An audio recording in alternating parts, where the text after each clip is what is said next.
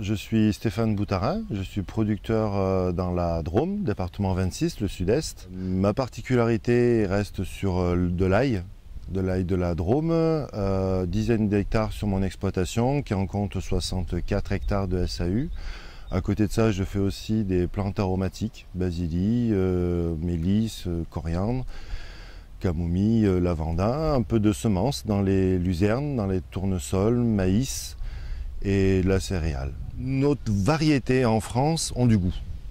Que l'on parle d'un ail violet, que l'on parle d'un ail blanc d'automne, les IGP, ail de la Drôme, ail blanc de Lomagne, ail d'Auvergne, ail de Cadour, on a du parfum.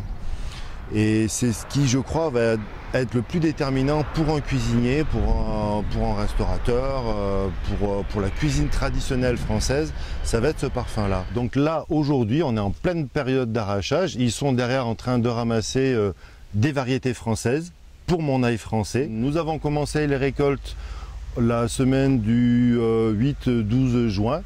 Elle bat son plein actuellement. Donc là, nous ramassons l'ail blanc, l'IGP ail de la Drôme, variété Messidrome, Messidor, qualité magnifique.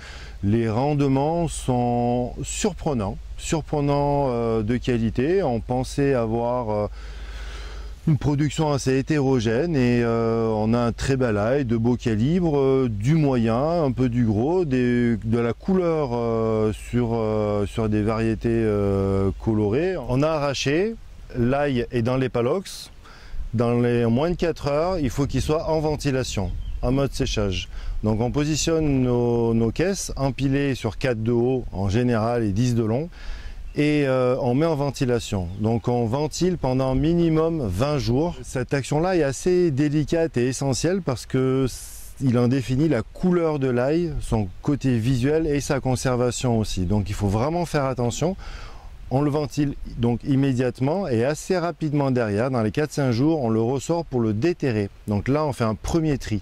On enlève la terre, des racines qui peut être autour de la tête et on enlève les feuilles et on commence à écarter ceux qui ne sont pas jolis. Ceux-là, on commence à les mettre de côté, éventuellement en pré-calibrage, les petits d'un côté, les gros de l'autre.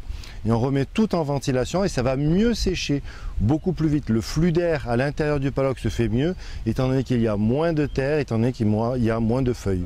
Mi-juillet, on aura de l'ail qui sera pratiquement prêt pour être envoyé chez nos négociants, pour être conditionné et accéder aux grandes surfaces très rapidement. Du parfum, du goût qui arrivera bientôt chez vous, dans vos plats, dans vos assiettes.